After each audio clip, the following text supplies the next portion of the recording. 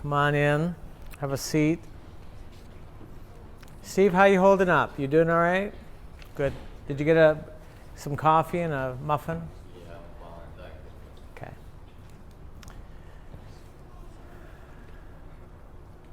One of my favorite stories concerning prophecy happened in John chapter 4. Jesus is walking. It's a long hike up through into Samaria, doing it all by foot. He's tired. Jesus is human. Yeah, he's God, but he's physically tired. The disciples went into the city to get some lunch or breakfast, whatever it was, dinner. And they come back out and they find him talking to a woman, a Samaritan woman. And if you can picture Jesus sitting at the well, and he's sitting there, and this woman comes, she's got the pot on her head, and she's probably veiled, and I've seen it many times, walking down to the well, and she completely ignores them, and she starts drawing water. It's Jacob's well, and she's drawing water to fill into the pot. And I just picture him leaning over on one hip and says, "Give me a drink."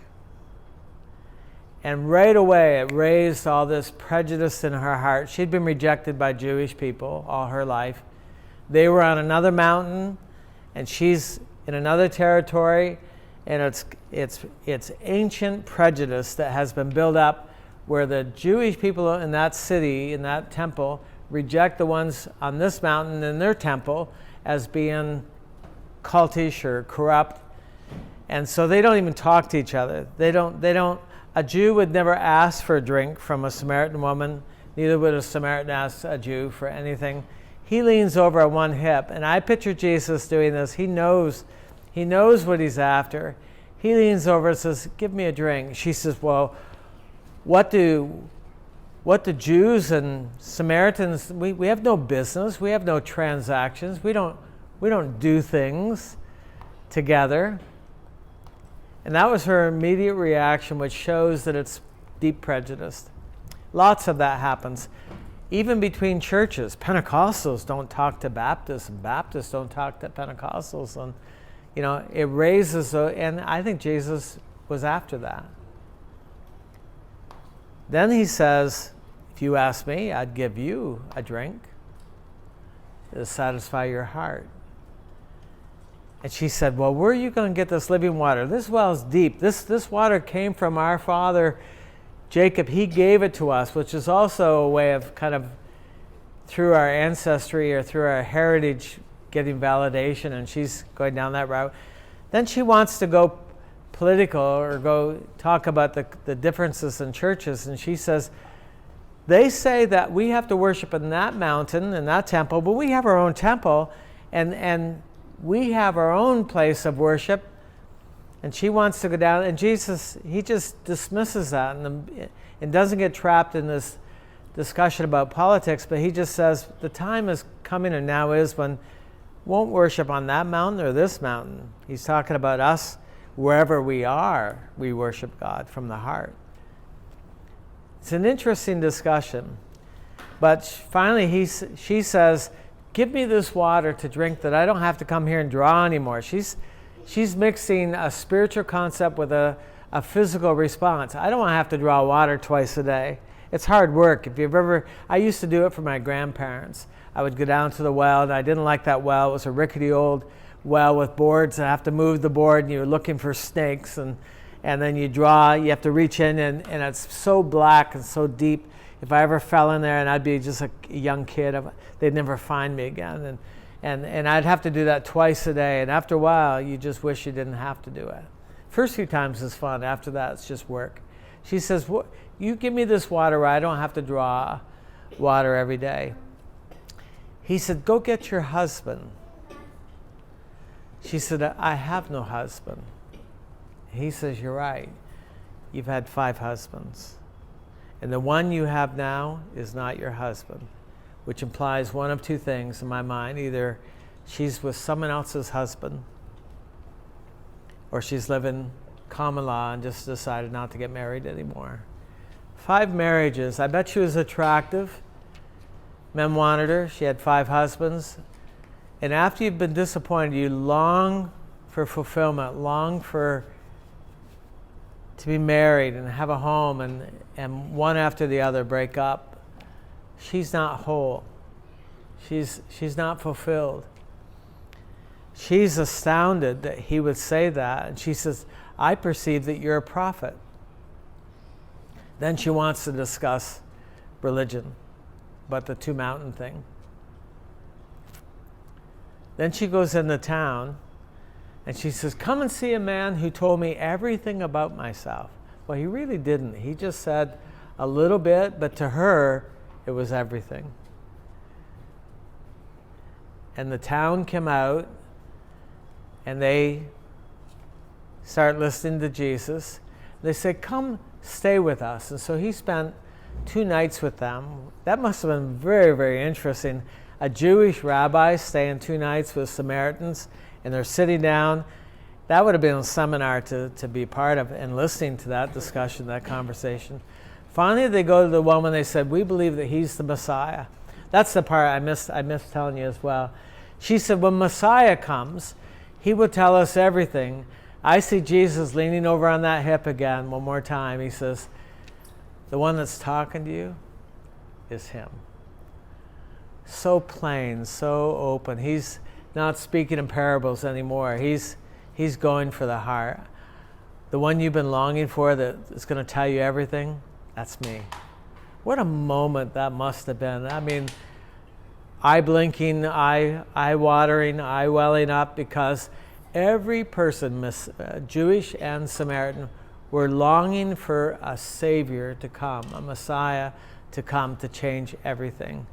And to find out she's standing next to the Messiah, and he's speaking to her, and he loves her. She runs into town. She says, you got to meet this guy. He's the Messiah. And he's a prophet. He told me everything about myself. They come out, and after a while and then they go to her and they say, we believe that he's the Messiah, not just because of what you said, but because of what we've heard. I think Jesus won an entire city or section of a city to himself through one prophetic word. That, call it a word of knowledge, however you want to define it, but just that one prophetic revelation that God sees me and God knows me caused the whole city to come to Christ. I think we'll see that it won't be chicken barbecues and food trucks and bounce houses that are going to bring cities to Christ. It's going to be prophetic words and healings that people say, I know God sees me. I know God's real. I know he's in this place for real because he spoke to me. He knows me. We have to become a prophetic people. This isn't just a pick-me-up or to make a feel-good kind of thing. This isn't just a nice thing to do. This is an essential thing to do. This is how we're going to grow our churches and grow our families. Every dad has to know how to pull from God a word from the Lord for his kids, a word from the Lord to his wife. I was down in Miami one time on my way to Spain and got into a hurricane. I knew it was coming because I could see it on the airport. I was in JFK flying to Miami to go to Spain, and I could see the monitors. A big hurricane was coming in. I went to the front desk and I said, I don't feel good about this flight. Can you put me on something else? And they said, no, this is okay. We're gonna be in and out of Miami before the storm comes. You're gonna be fine. I went back a second time. I said, I'm not feeling good about this flight. I don't want to go to Miami. What else can you do? Where else? I've got tickets for other places. I was going there to Chile after that. They said, no, sir. It's not a problem. You're gonna be fine. I got to Miami. It was a big problem. The airport was in total chaos. You could feel depression in the air. People were being arrested. People were angry. People were fighting. Some people were just quit. Crowds of people seated everywhere. Place was a mess. You could just tell. And there's a loudspeaker that's constantly saying, board the buses and go to a shelter. There's a storm coming. Don't stay in the airport. my flight wasn't there. She didn't tell me the truth. It never came. That my flight was gone. Those tickets are no good. I called Heather because I'm feeling the pressure of the moment, plus I'm feeling what's in the room. There's a depression in the room. You could just feel it was awful, awful feeling. And I called Heather and I said, you need to pray for me. I am stuck here. They're telling me I have to evacuate, go to a school. I could be there 3 or 4 days before they get me on another flight. I don't want to do that. Pray for me. She said, I will pray for you. A few minutes later, she calls me back. She says, you're going to fly tonight. I said, no, it's a mess down here. She said, the Lord said, you're going to fly tonight. You want that. You want heavenly perspective. It seemed impossible. I went to a counter and waited in line for a long time. And they just said, no one's flying tonight. You're not gonna be able to get out. I got in line for one checkout line, and there's a couple of girls from Sweden that were going on a ski trip. And we got talking and got to know them a little bit. And short story, I don't think they were believers, but the agents kicked me out of the line and told me I couldn't get up to a counter. And I said, I'm going to fly tonight. And they said, you're not going to fly tonight. I said, I've got a lot of tickets, other places that I can go to. They said, you're not going anywhere. You stand. And they put me in this little box away, and the crowd just kept going to the counter. And the ladies up there working away. And I'm stuck there. And the two people from Sweden came back and they said, why are you here? How come you're not in line? I said, they kicked me out of the line. And I'd seen them arrest people. I'd seen them, there were fights going on. And one of them looked at me and said, you will fly tonight. just when I was losing altitude. Finally, the red-faced person who kicked me out of line walked by, and I said, look, I have options. I want to get in that line, talk to that agent. It's the only agent that was left anymore. I need to get up to that line. They said, no, you're not going to do that. I said, I'd need to. You have to let me. Give me 5 minutes. They said, you have 5 minutes. If you don't resolve this in 5 minutes, you're going to get on the bus and go to the school. I got up. Finally, I'm in line, and the lady, she's typing away. She doesn't even look at me. She's just exhausted. No person, no contact, no favor.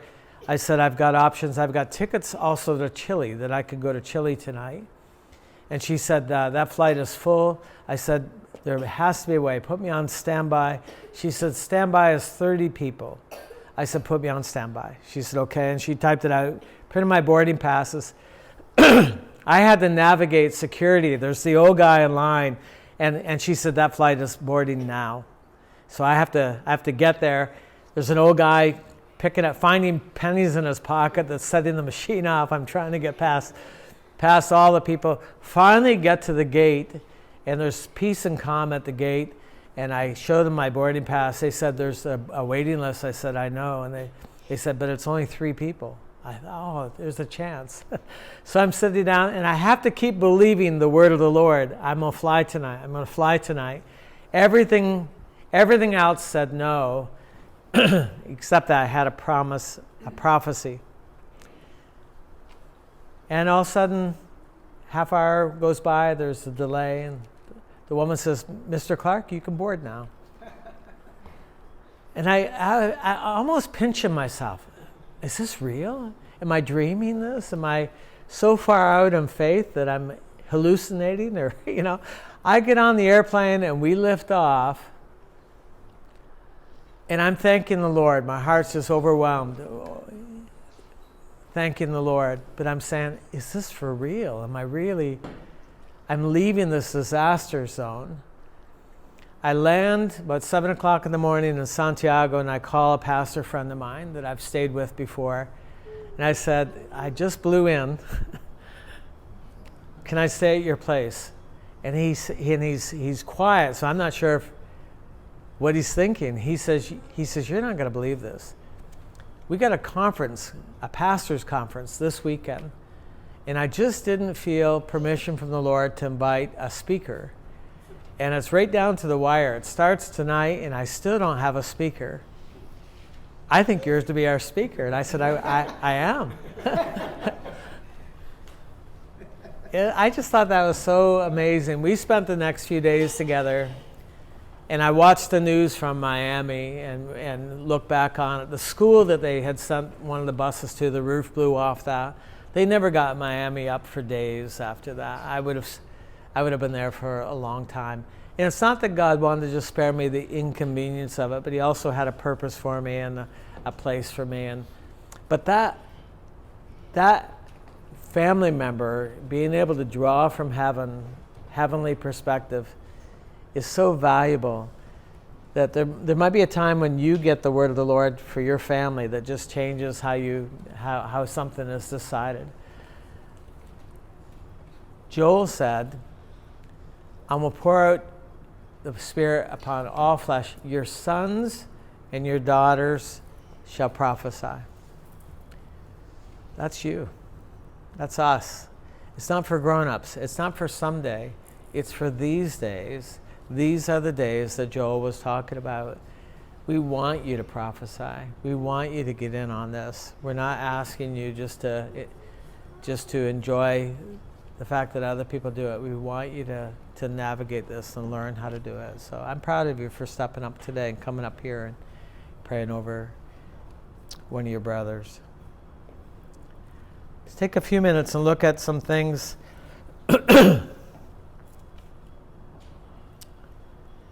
Psalm 19, verse 14. If you want to turn there, I said Psalm. Proverbs 19:14.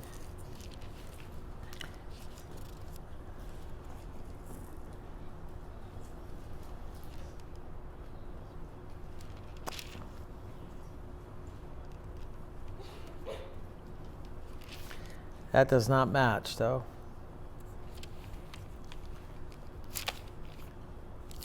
Hang on a second.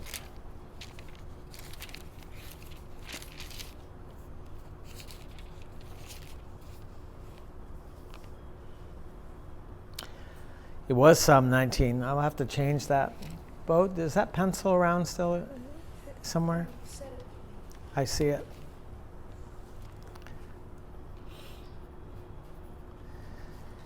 Psalm 19:14.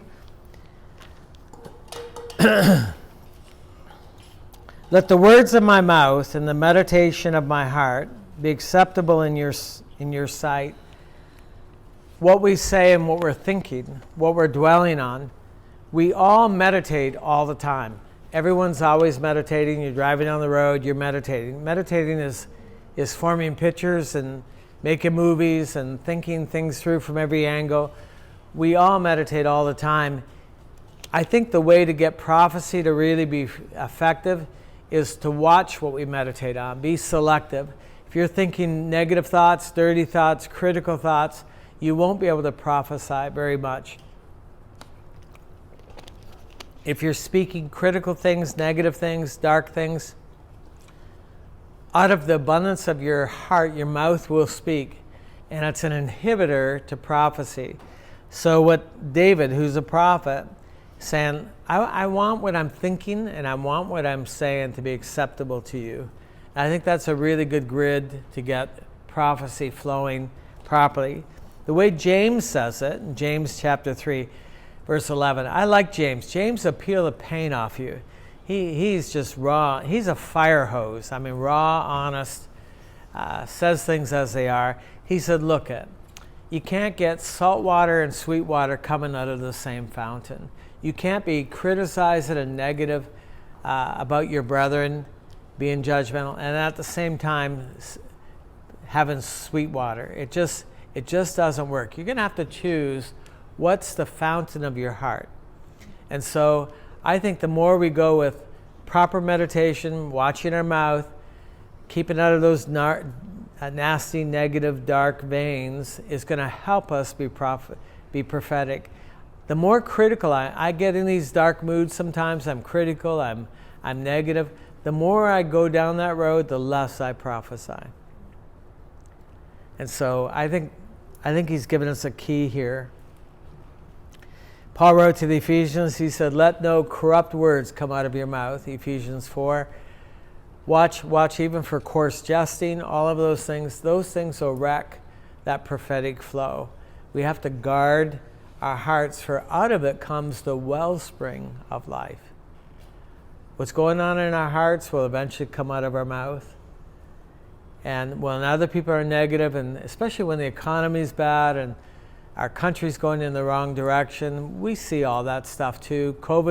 We're gearing up this fall and into the winter. This whole second round of COVID thing is going to be happening.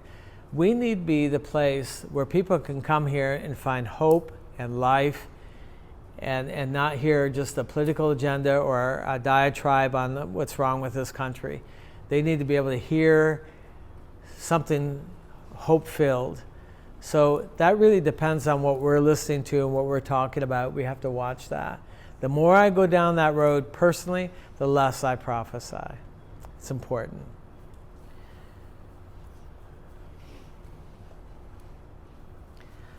Let's stop here. Can we practice a little bit? Can we practice on you, Ian? Would you mind? Come on up. Steve, you don't know us. We don't know you. Can we practice on you? Can we pray for you? Why don't you come on up? Thanks for being willing. I'm putting you right on the spot. Appreciate you doing that. I don't like to be put on the spot. What's that? I said I don't like to be put on the spot too much. Are you okay with this? I mean, you don't have to, if you rather sit down. I'm here now. I'm here now. You're here now. Yeah, that's a good way of looking at it. I like to break up into two groups. One person to pray for Steve, or one group to pray for Steve. It's Ian? Ethan. Another group to pray for Ethan. Ethan, why don't you stand over here? Me? No, Steve, you stay right here. We're going to pray for you. Can we do that? Only if you want to. You can sit there and say, Lord, give me something for Ethan. Give me something for Steve. And you can pull from heaven. What you need to do is say, Jesus, speak to me. I don't want to hear from people. I want to hear from you. And so you're drawing from Jesus. They're going to draw from Jesus. And let's watch and see what happens, okay? When you're ready, and you can go to either one, you can go to both. You can do a little one, a little bit of the other. But when you're ready, young and old, I want you to come forward, okay?